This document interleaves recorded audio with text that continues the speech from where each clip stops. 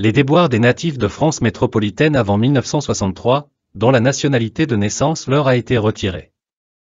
S'il existe vraiment un sujet sur lequel la quasi-totalité des parlementaires, politiciens, journalistes et autres médias français n'osent pas aborder, c'est bien le problème des natifs de France métropolitaine avant 1963, dont la nationalité de naissance a été retirée via l'ordonnance 62-825 du 21 juillet 1962.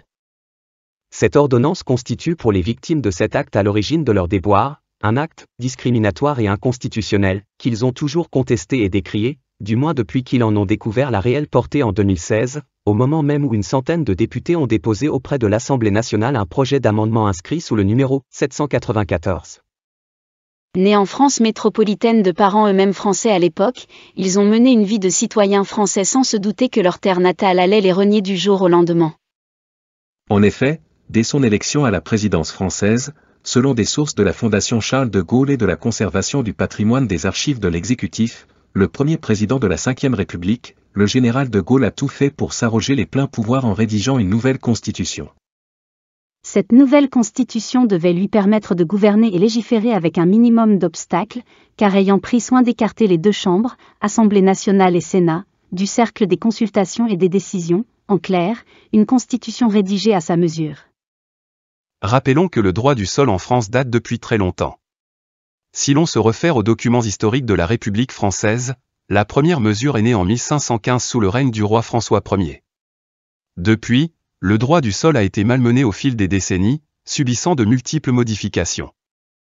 Mais ce que feignent ignorer la plupart des législateurs, députés, sénateurs et hommes politiques, c'est l'article 2 du Code civil qui interdit la rétroactivité des lois.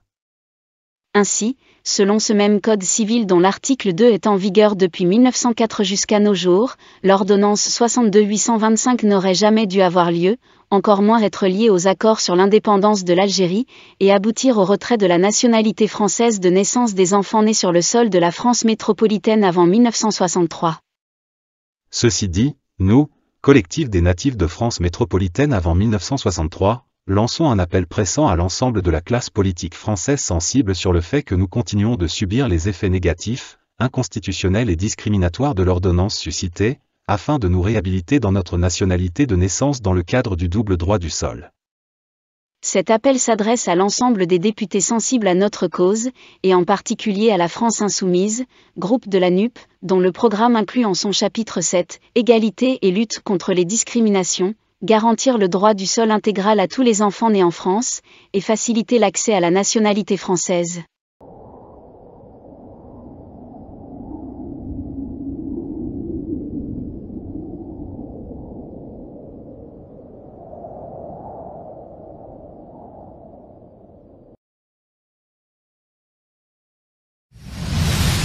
Il existe peu d'archives filmées de cette période. Mais les dossiers du garde des Sceaux regorgent de notes préparatoires, qui renseignent sur les intentions réelles du nouveau pouvoir. Voici quelques notes manuscrites. Les principes qu'il apparaît en tout état de cause nécessaires de sauvegarder, les pouvoirs réels au chef de l'État, la stabilité gouvernementale et la limitation des pouvoirs du Parlement. Alors c'est vrai que le mot « limitation », là, est un mot qui ne cache pas son objectif. On ne parle pas là de parlement rationalisé. Ce mot de rationalisation était très utilisé dans le contexte de la culture générale en fait de l'entre-deux-guerres. Là, c'est très clairement indiqué. C'est un document qui est un document interne aux deux équipes qui travaillent sur l'écriture de la Constitution à Matignon et à la chancellerie. Donc on peut se permettre d'être clair, d'être cru, si je puis dire. Au fil des versions, Michel Debré va imaginer toutes les possibilités pour que le gouvernement retrouve des marges de manœuvre face au Parlement, y compris qu'il puisse se passer d'un vote à l'Assemblée. Ce jour-là, le dernier président du Conseil de la 4e exhorte les Français à voter sa nouvelle constitution, une 5e République qui renforce les pouvoirs du président face au Parlement. Si une foule immense applaudit le général, quelques jours plus tôt, d'autres ont manifesté au cri de « Vive la République » et « Non à De Gaulle, non au fascisme ».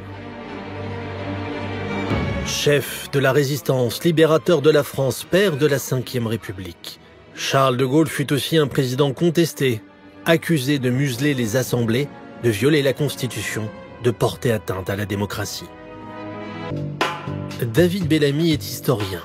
Pour la première fois, ce spécialiste du gaullisme pénètre dans les réserves des archives nationales où sont conservés les manuscrits du général de Gaulle.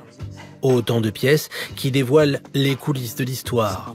Et puis ensuite, sur le Parlement, il me semble que c'est ce passage-là qui est important, du Parlement composé de 2 chambres. De Gaulle ne remet pas en cause le fait que le Parlement doive exercer le pouvoir législatif. Pour lui, c'est tout à fait normal. Il va de soi que le pouvoir exécutif ne saurait procéder. L'exécutif ne doit plus procéder du Parlement, comme c'était le cas sous la Troisième République. L'exécutif doit être indépendant du Parlement et même, je dirais, doit s'en protéger. Du Parlement ainsi composé de 2 chambres, il est clair que ne peut pas et ne doit pas procéder le pouvoir exécutif, sous peine d'aboutir à cette confusion des pouvoirs qui aurait pour résultat que le gouvernement de la France ne serait bientôt plus qu'un assemblage de délégations. En dehors des cas visés ci-dessus, le gouvernement engage sa responsabilité. Dans l'écriture du projet, c'est l'article 45 bis, et c'est ce qui devient plus tard l'article 49 alinéa 3.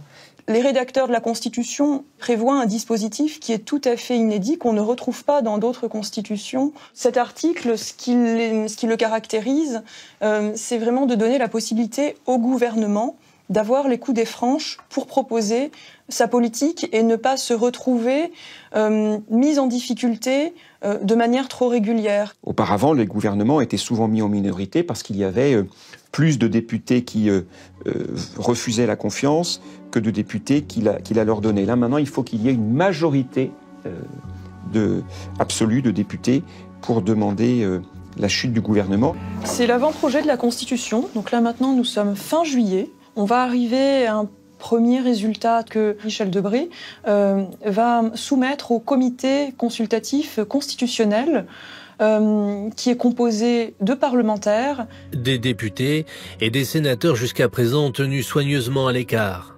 De Gaulle se méfie de l'influence des vieux lions de la 4e République qui peuvent encore mordre. Pendant longtemps, on dira d'un homme politique comment a-t-il voté le 4 octobre. C'est notre honneur de parlementaire qui est en cause. Aussi, monsieur le Premier ministre, allez dire à l'Élysée que notre admiration pour le passé est intacte, mais que cette Assemblée n'est pas assez dégénérée pour renier la République. De Gaulle, contrairement à la vieille culture républicaine, maintient le gouvernement de Georges Pompidou, mais dissout l'Assemblée nationale. Et ça, c'est vécu par les parlementaires comme un coup de force contre les représentants de la souveraineté nationale. Car cette fois-ci encore, De Gaulle veut passer par un référendum, comme le prévoit l'article 11. Alors que tout changement constitutionnel doit normalement être voté par les 2 assemblées, comme le stipule l'article 89. Dans le camp gaulliste, des voix s'interrogent sur la légalité du processus. Reste le Conseil constitutionnel. Officiellement, il n'a pas rendu d'avis. En réalité, les archives nous prouvent le contraire, avec ce courrier resté jusqu'ici inédit. C'est ce dossier-là, oui. Ça doit être ici, dans la note du Conseil constitutionnel, oui. Voilà. Une note officieuse, voilà. Absolument, voilà. Oui. Donc c'est la voilà. Il constate que la procédure envisagée, l'usage de l'article 11 par référendum, n'est pas conforme aux dispositions du dit article. Dès lors, il considère que la procédure dont il s'agit ne saurait être regardée comme constitutionnelle et la consultation qui en est l'objet comme un référendum au sens de la Constitution. Les mots utilisés là sont enrobés. On fait preuve de respect, attirer respectueusement l'attention du chef de l'État, mais les mots sont d'une clarté absolue, et je dirais même d'une dureté.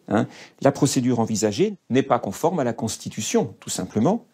Et il y a en plus une menace qui est exprimée. Il considère que la procédure dont il s'agit pourrait ne pas permettre de valider les résultats de la consultation, donc de ne pas valider le résultat du référendum, fût-il positif. Et en l'occurrence, c'est une preuve indiscutable donc du très grand scepticisme du Conseil constitutionnel sur la légalité du processus qui avait été adopté par le général.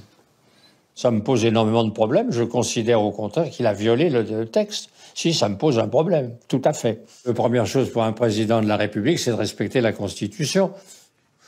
En tous les cas, je crois qu'il la tord un peu, oui. Et c'est un gaulliste qui vous dit ça, et je le dis avec respect.